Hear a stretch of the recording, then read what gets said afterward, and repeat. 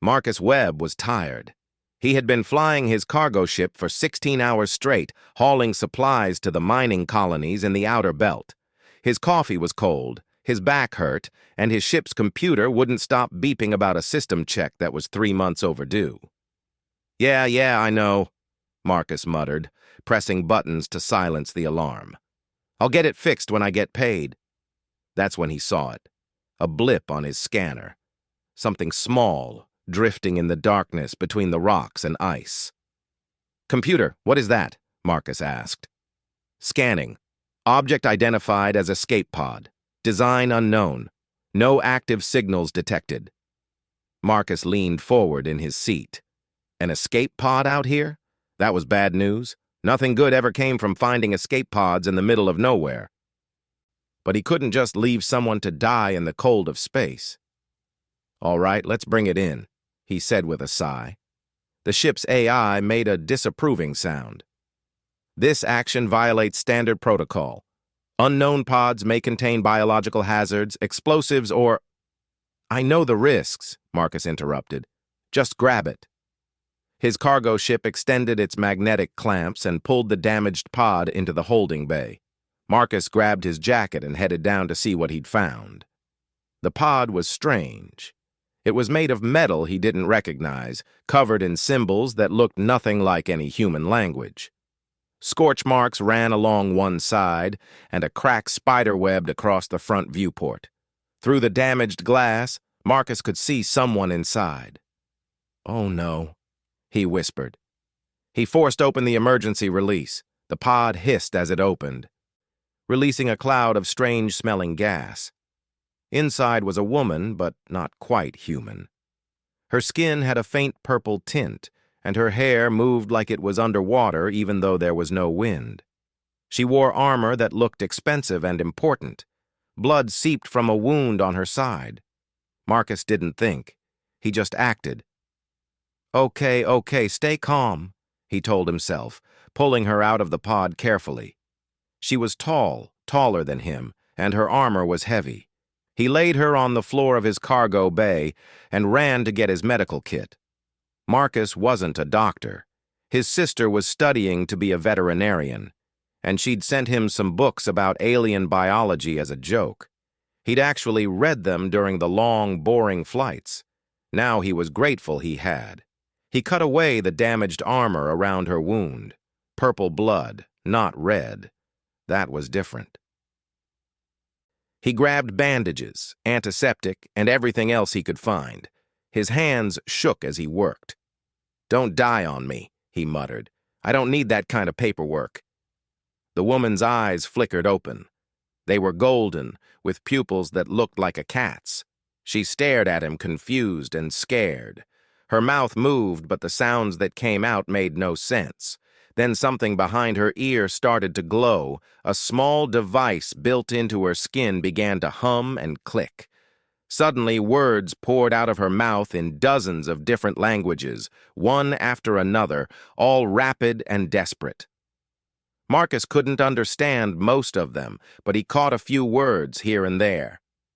"Thank you," in what sounded like 3 different alien languages. "Life debt," in another. "Protector," and "mate," and "sacred oath" in several more. She grabbed his hand with surprising strength. Her golden eyes locked onto his, and she spoke with intensity, cycling through language after language. Marcus thought she was just very grateful he'd saved her. He had no idea what she was actually saying. "Hey, it's okay," Marcus said gently, trying to calm her down. "You're safe now. Just rest." Her translator device finally found Standard Galactic, the common language most species used. "I, Princess Zathanara of the Velkari Empire, declare this being my mate protector under the sacred right of life debt. By the laws of my people, spoken in the 43 languages of our ancient covenant, this bond is sealed." Marcus blinked. You're welcome? Just lie still, okay?" She passed out again, her hand still gripping his. Marcus sat there for a moment, processing what had just happened. Princess? Empire? He'd saved some kind of alien royalty? This was way above his pay grade. He finished bandaging her wounds as best he could, then used duct tape to secure a broken piece of her armor that kept shifting. He even rigged up an IV using a tube from his coffee maker and some medical fluid from the kit. It looked ridiculous, but it seemed to work. "Computer," Marcus called out, "can you identify her species?" Scanning. Species identified as Velkari. Warning. The Velkari Empire is one of the oldest and most powerful civilizations in the Galactic Council.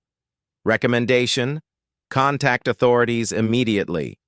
Marcus laughed nervously. Yeah, that's what I was afraid of.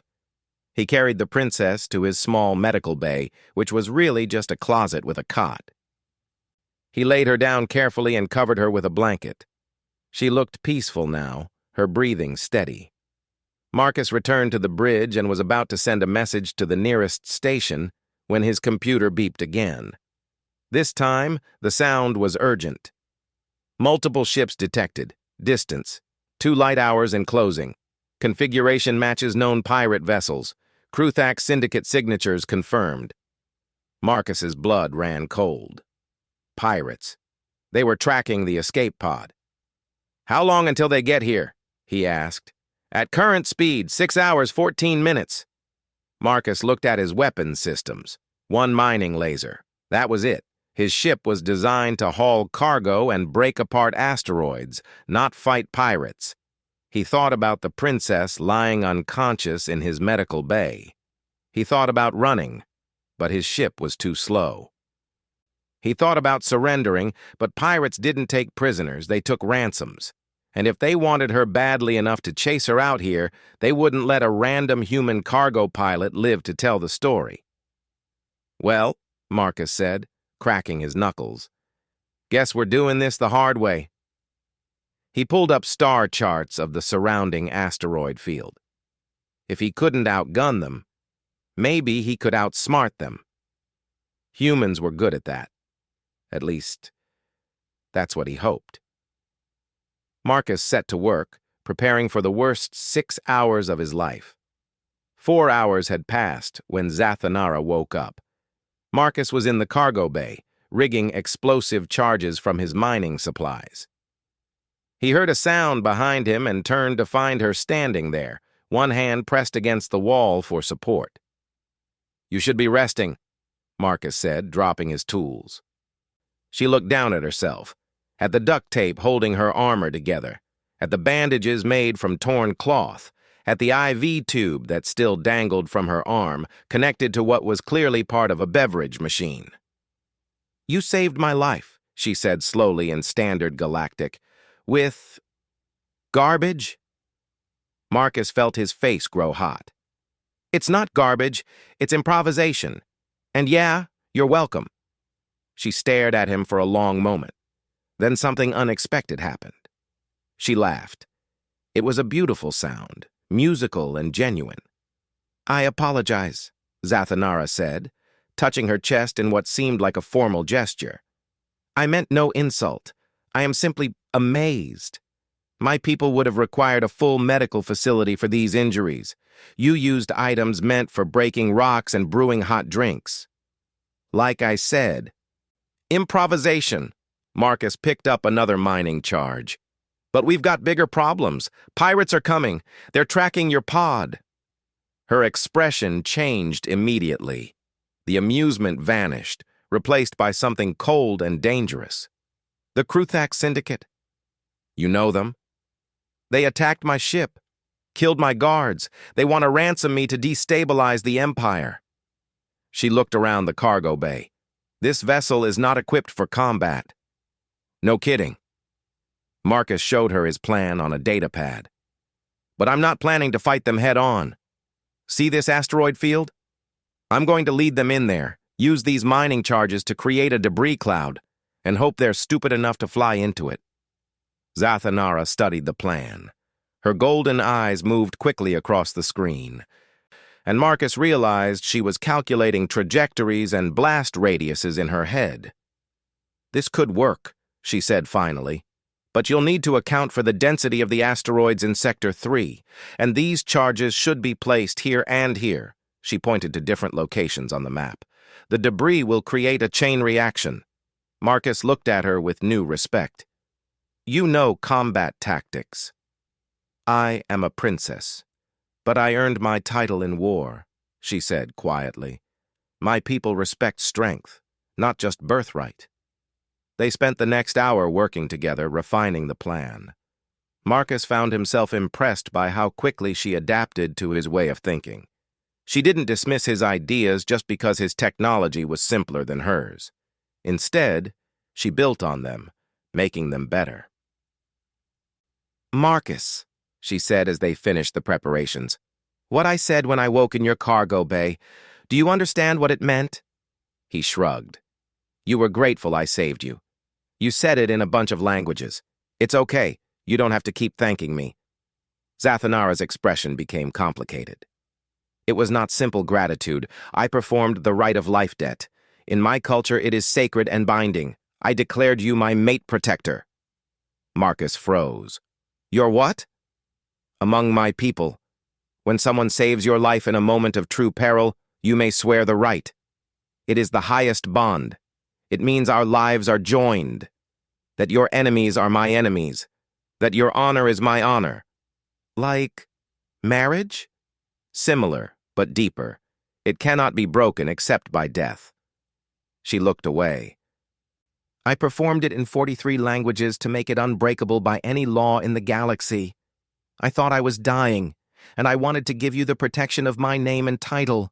I did not consider that you might not want such a bond. Marcus sat down heavily on a supply crate. A princess. An alien princess had basically married him while she was bleeding out on his cargo bay floor. His sister was never going to let him live this down. Can you undo it? He asked carefully. Pain flashed across her face.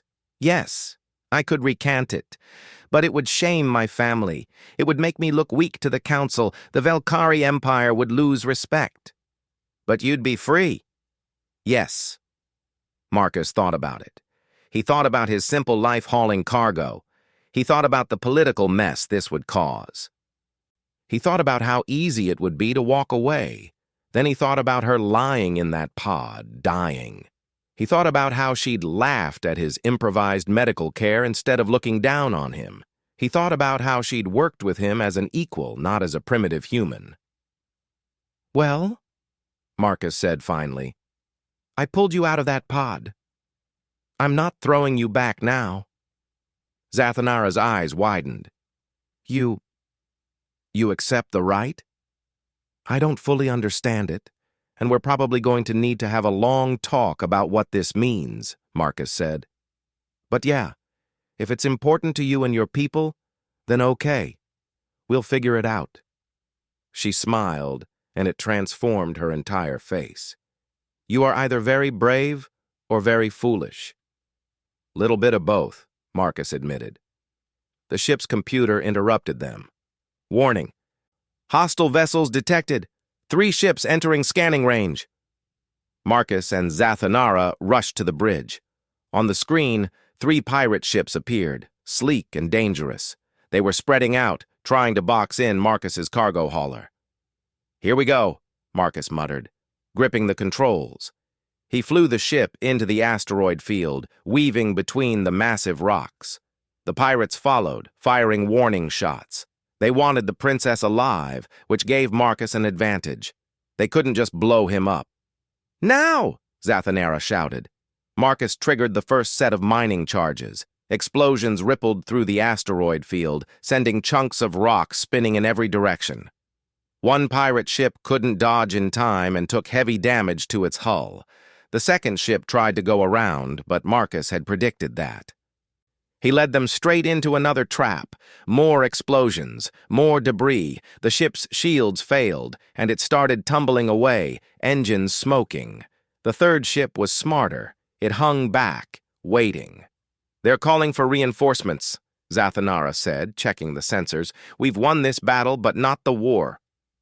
Marcus's hands were shaking on the controls, adrenaline pumping through his veins. How long do we have? Hours, maybe less. She placed her hand over his. You fought well. My people would be impressed. Your people are going to show up and find you with a human who doesn't know the first thing about galactic politics, Marcus said. Then I will teach you, Zathanara replied simply. And you will teach me about human improvisation. It seems we both have much to learn. The ship's computer beeped again. This time, it was a different kind of alert, an incoming transmission with royal encryption codes. It's from my uncle, Zathanara said quietly. The fleet admiral. They're coming for me.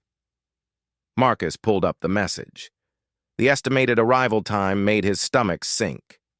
4 days. The pirates will be back in 12 hours, he said. Zathanara straightened her shoulders. Then we have 12 hours to prepare. Show me everything this ship can do. Marcus looked at her determined face and felt something shift inside him. Maybe this crazy situation wasn't so bad after all. All right, princess, he said with a grin. Let's see what a human and a Velkari can do together. Marcus barely slept. He spent the next 8 hours turning his cargo ship into something that might survive another fight. It wasn't much, but it was better than nothing. Zathanara worked beside him, her knowledge of advanced technology helping him modify systems he barely understood. This is insane, Marcus said, as he welded another piece of metal plating to the hull. We're putting armor on a cargo ship. My people have a saying, Zathanara replied, handing him another plate. A determined warrior can make a weapon from anything, even a cooking pot. Did your people ever actually fight with cooking pots? Once, during the first expansion war, we ran out of weapons and had to improvise. She smiled slightly. We won that battle. Marcus laughed despite the situation. He was starting to like her sense of humor. His computer beeped, a message from Mars.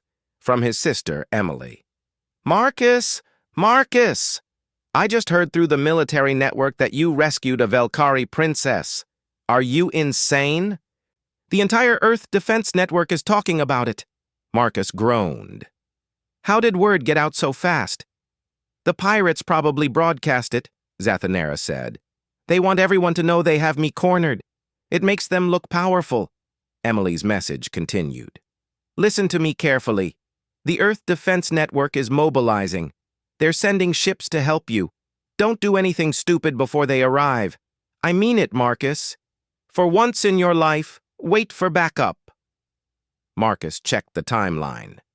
Earth ships would take 2 days to reach him. The pirates would be back in 4 hours. I need to tell them not to come, Marcus said. This isn't Earth's fight. Yes, it is, Zathanara said firmly. Whether you realize it or not, you made it Earth's fight when you saved me. The Kruthak won't stop with just me. They'll kill you to send a message. And your people won't allow that. She accessed his communication system with her royal codes. Before Marcus could stop her, she opened a channel to every major frequency in the galaxy. This wasn't a private message. This was a public broadcast. Attention all species of the Galactic Council, Zathanara's voice rang out clear and strong. I am Princess Zathanara, heir to the Velkari throne. I speak these words of my own free will and sound mind. I confirm that I have performed the sacred rite of life debt with Marcus Webb of Earth. He is now my mate protector under the ancient laws of my people.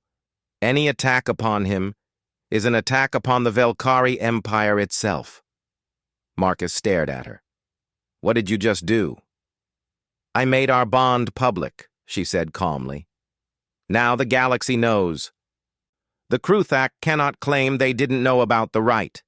If they attack you, they declare war on my empire. The communication system exploded with incoming messages, hundreds of them. Thousands. Every species in the galaxy seemed to have an opinion. Marcus scrolled through them, his eyes getting wider with each message. The Zafrani Collective congratulated him. The Thaxian hive mind offered him a trade agreement. The crystalline assembly wanted to study human and Velkari genetic compatibility. 3 different species offered marriage gifts.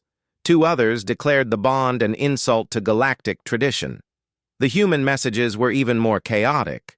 Earth's government wanted an immediate meeting. His sister sent 50 crying, laughing emojis. Random people he'd never met were calling him a hero, or an idiot, or both.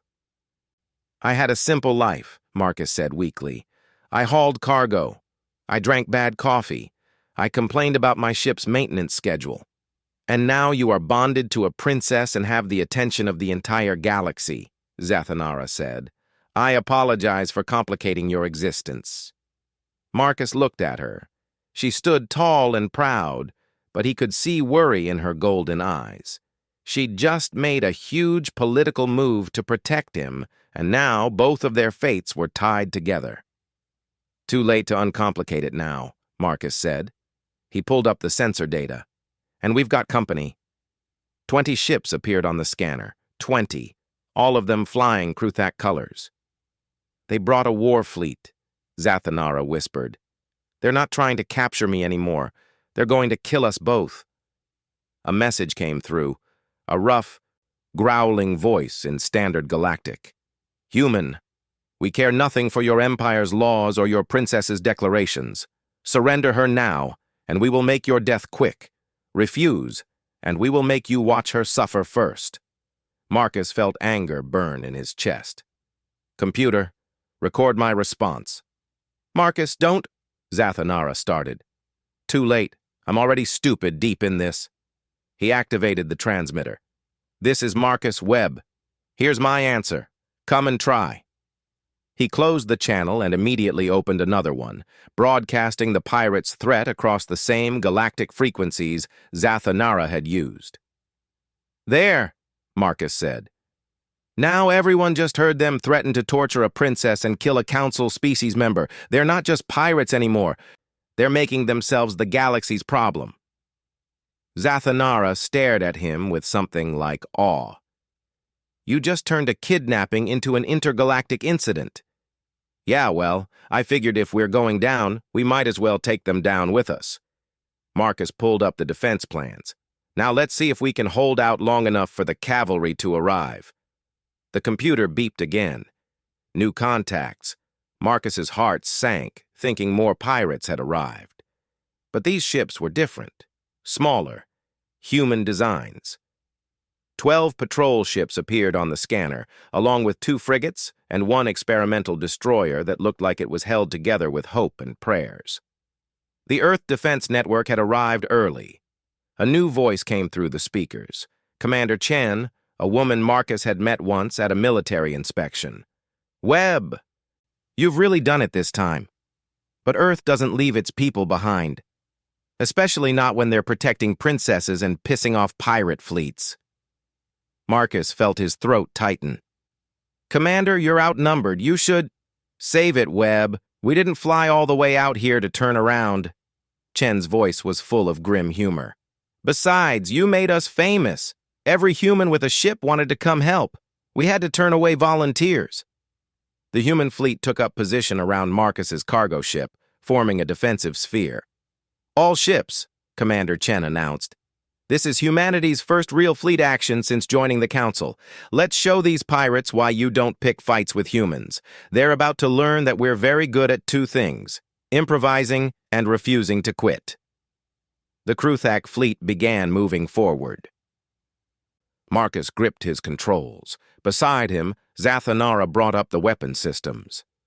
"Your people came to die for you," she said softly. "That is true loyalty." "They came to fight for what's right," Marcus corrected. "There's a difference." The first pirate ship opened fire and the battle began. Earth's ships scattered like a school of fish, breaking formation immediately. The pirates expected them to hold a defensive line, but humans didn't fight like that. Each ship became independent, using the asteroids for cover, popping out to fire missiles, and then disappearing again. Marcus flew his cargo ship in wild patterns, drawing fire away from the smaller human vessels. Zathanara worked the mining laser, using it to cut apart asteroids and send debris flying into the path of enemy ships. It was chaos. Beautiful, terrible chaos. A human patrol ship rammed a pirate vessel that had run out of missiles, both ships exploding in a ball of fire. A frigate sacrificed its shields to protect two damaged patrol ships. The experimental destroyer proved its worth by unleashing a weapon that nobody knew humans had developed. A gravity well that crushed a pirate ship like a tin can. But the humans were losing.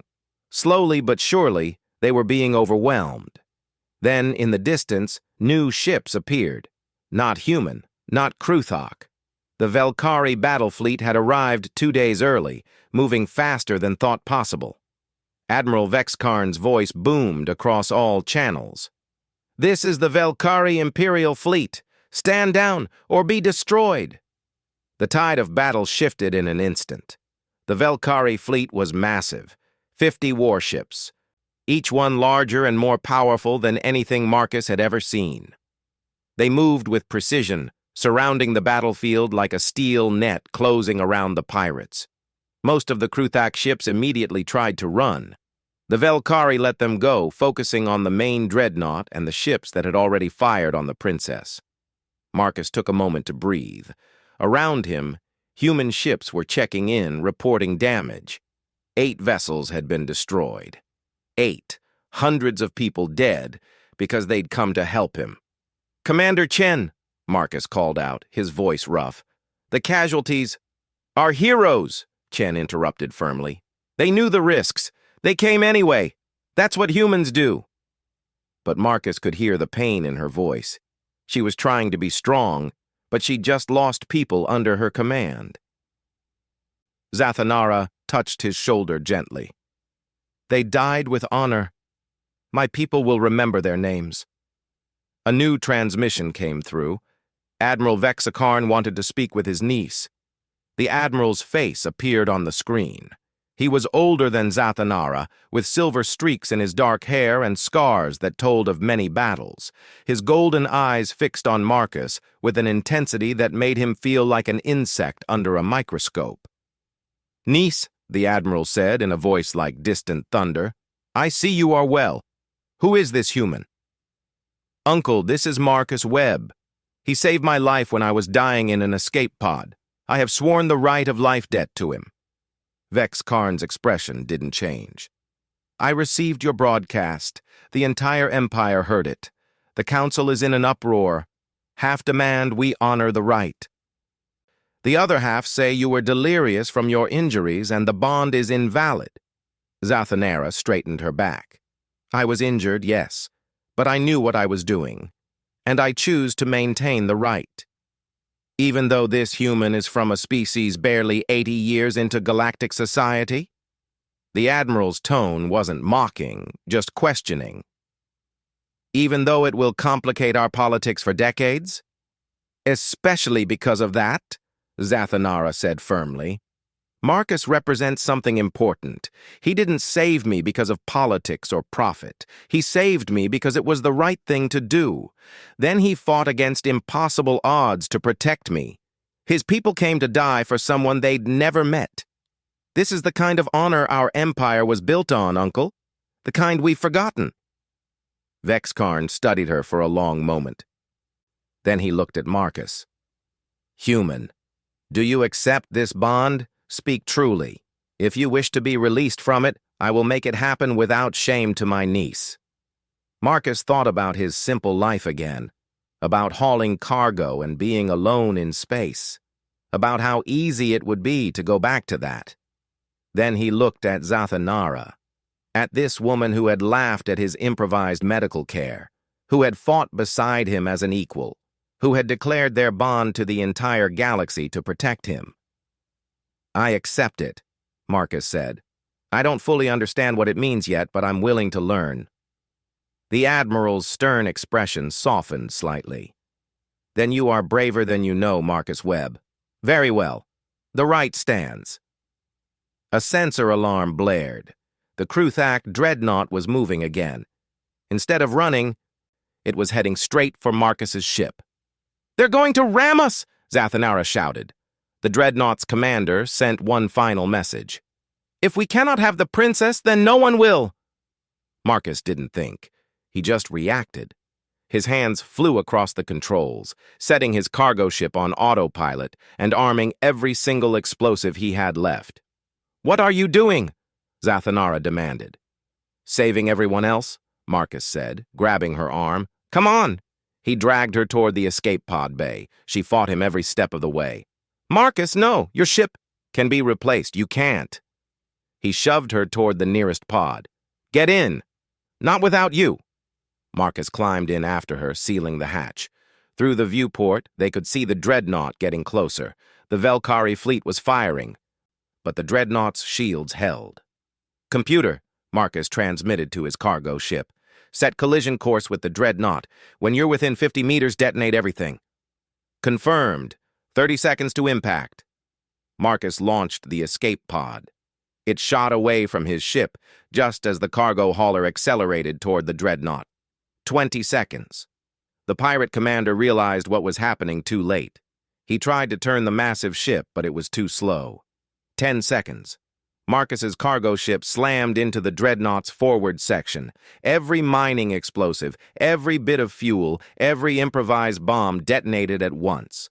The explosion was beautiful and terrible. It tore through the dreadnought's shields like paper, ripping apart the forward hull. The massive ship broke in half, engines dying, atmosphere venting into space. But the shock wave from the explosion hit the escape pod. Alarms screamed as the pod tumbled end over end, slamming into an asteroid. Marcus felt his head crack against something hard. Pain exploded through his skull. Beside him, Zathanara was screaming his name, but the sound seemed far away. The pod's power died. Emergency lights flickered once, twice, then went out. In the darkness, Marcus could hear Zathanara breathing heavily. Marcus?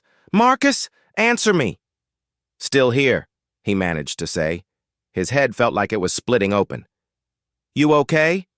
Yes, but the pod is damaged. Life support is failing. Marcus tried to move, but his body wouldn't cooperate. Everything hurt. How long do we have? 20 minutes of oxygen, maybe less. Her voice shook. The beacon is dead. No one can find us. Marcus tried to laugh, but it came out as a cough. After all that, after surviving a pirate fleet and a war, we're going to die because I crashed us into a rock. You saved everyone else, Zathanara said. She found his hand in the darkness and held it tight. You destroyed the dreadnought. You protected my people and yours. Not much comfort if we're dead. No, she agreed, but I am glad I am not dying alone. They sat in the dark, holding hands, listening to the oxygen gauge slowly tick down. 18 minutes, 15 minutes, 10 minutes. Marcus started feeling drowsy. That was the carbon dioxide building up, he knew. Soon they'd just fall asleep and never wake up. Marcus, Zathanara whispered, I want you to know, the right was not just duty. In the time we spent together, I came to respect you. To care for you. I am glad you were the one who found my pod. Me too, Marcus said. His words were slurring. You're pretty great. For an alien princess. 5 minutes. Then faintly, Marcus heard something. A sound he couldn't quite identify. Do you hear that? He asked. Zathanara squeezed his hand. Yes, it sounds like... The pod lurched. Something had grabbed it from outside. A voice came through the damaged radio, staticky but clear. Commander Chen. Webb, you stubborn idiot, we've got you. Hold on. The pod was pulled into a ship's cargo bay. The hatch opened and bright light flooded in. Marcus had never been so happy to see humans in spacesuits in his entire life. They pulled him and Zathanara out. Marcus's legs wouldn't support him, and he collapsed. Someone caught him. Medical team, Chen was shouting. Now! Marcus looked up at her. The dreadnought? Destroyed. The remaining pirates are fleeing. You did it, Webb. Chen's tough expression cracked slightly. You actually did it. We did it, Marcus corrected, looking at Zathanara. She was being supported by 2 medics, but she was smiling at him. As they carried him to the medical bay, Marcus heard transmissions coming in from all over the galaxy. The battle had been broadcast on every channel. Everyone had seen humanity's stand. Everyone had watched Marcus sacrifice his ship to stop the dreadnought. Earth wasn't going to be seen as a primitive species anymore. They'd proven themselves in blood and fire. Marcus closed his eyes, finally letting exhaustion take him. He'd survived. They'd all survived, and somehow his simple life had changed the galaxy. Marcus woke up in a bed that was far too comfortable to be his own. The ceiling above him was white and clean, with soft lights that didn't hurt his eyes. Medical equipment beeped softly nearby. He turned his head carefully.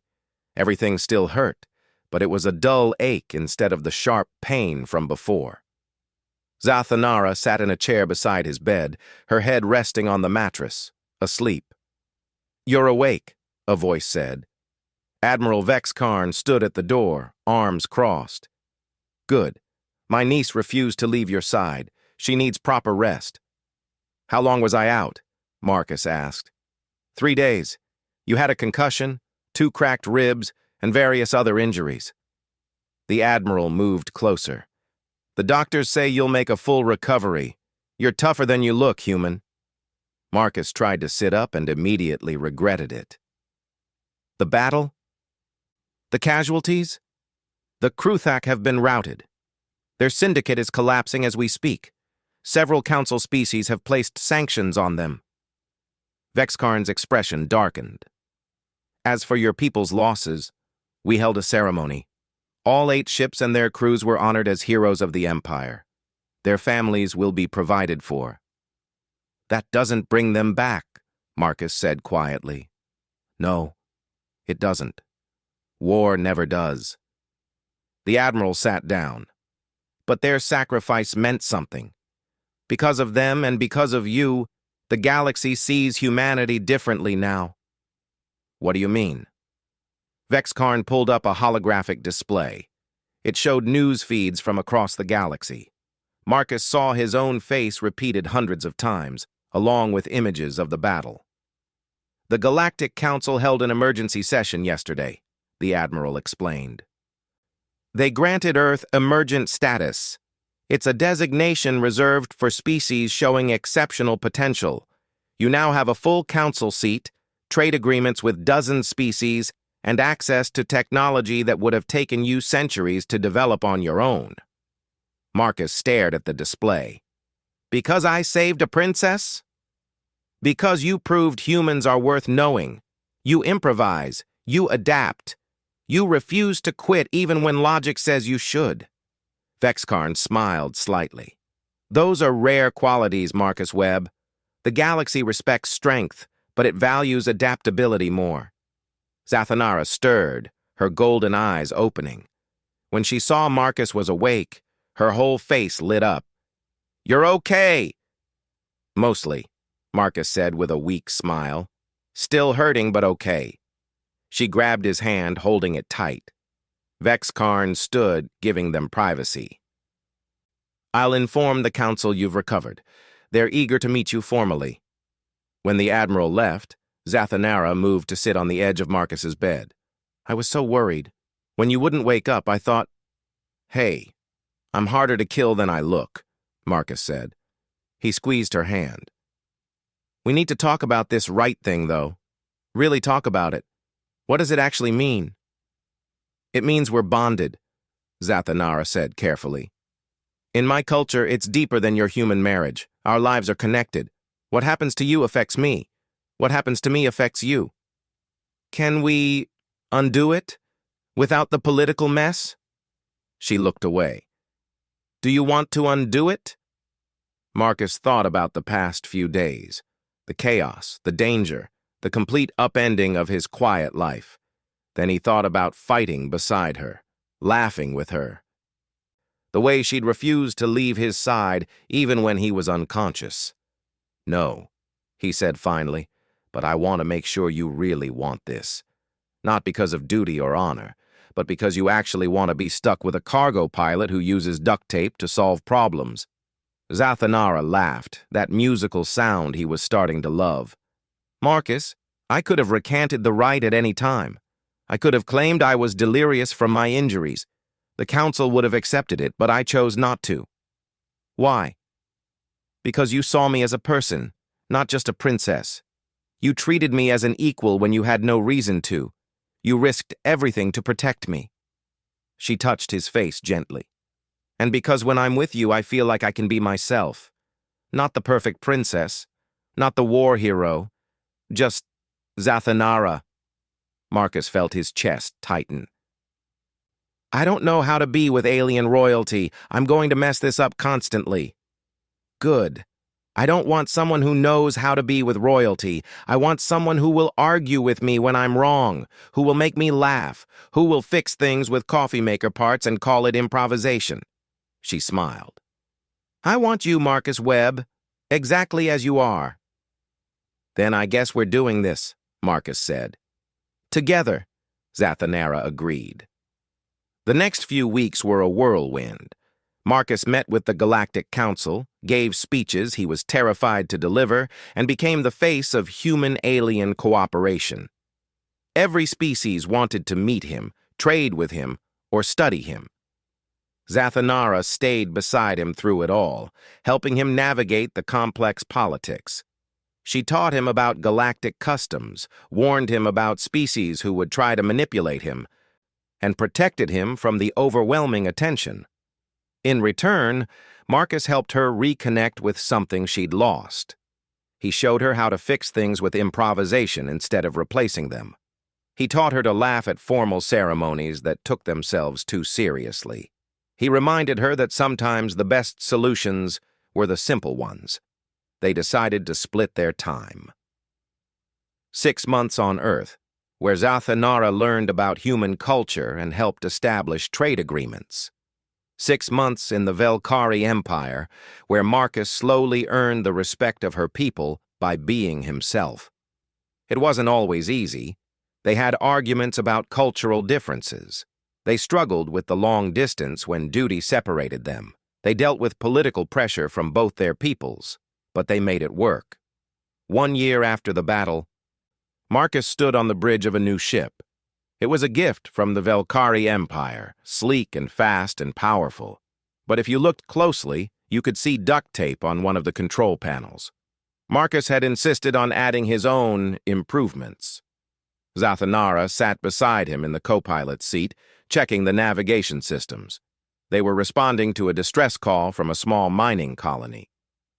"You know," Marcus said as they prepared to jump to hyperspace, "I had a simple life before you crashed into it." "Are you complaining?" Zathanara asked with a smile. "No, just observing." He engaged the engines. "My life used to be hauling cargo and drinking bad coffee. Now I'm married to a princess, friends with an admiral, and apparently important enough that people want my autograph." "Do you miss the simple life?" Marcus thought about it honestly. "Sometimes.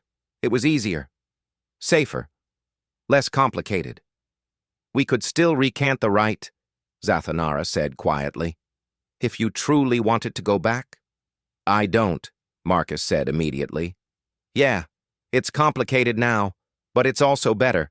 I'm doing things that matter. I'm with someone who makes me want to be better, and somehow that's worth all the chaos."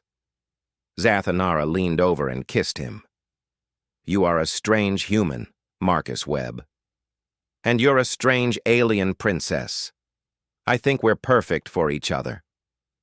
The ship jumped to hyperspace, carrying them toward their next adventure. Behind them, Earth and the Velkari Empire continued to grow closer. Trade flourished. Cultural exchange programs began. Humans learned from the ancient wisdom of the Empire, and the Empire learned from humanity's adaptable spirit. And through it all, Marcus and Zathanara proved that sometimes the most important bonds were the unexpected ones. That strength came in many forms. That love could bridge the gap between worlds. The galaxy watched their story and learned something important. That advancement wasn't just about technology or power. It was about connection, understanding, the willingness to improvise when things went wrong and to stand together when times got tough. Marcus Webb had started as a simple cargo pilot. He'd become a symbol of what humanity could be. Not because he was perfect, but because he was human. He made mistakes, improvised solutions, and refused to give up on what mattered. And Zathanara, princess of an ancient empire, had found something her people had forgotten. That honor wasn't just about tradition and protocol. It was about choosing to do the right thing, even when it was hard, even when it changed everything. Together, they showed the galaxy that sometimes the best adventures started with the simplest act of kindness, with one person choosing to help another, even when there was no reason to, with someone pulling a stranger from a broken escape pod and saying, "I've got you." Years later, when historians studied the turning point in human galactic relations, they would point to this moment, to this unlikely partnership between a cargo pilot and a princess, to the bond declared in 43 languages and proven through fire and sacrifice. But Marcus and Zathanara didn't think about history or politics. They just thought about the next distress call, the next problem to solve, the next adventure to share. Because in the end, that's what mattered. Not the grand story or the political implications. Just two people who found each other against all odds and decided that together was better than apart. The galaxy was vast and full of wonders, but the greatest wonder of all was connection, understanding, love. And sometimes, all it took was someone brave enough to open a broken escape pod and say, "Don't die on me, I don't need that kind of paperwork." Simple words, but they'd changed everything.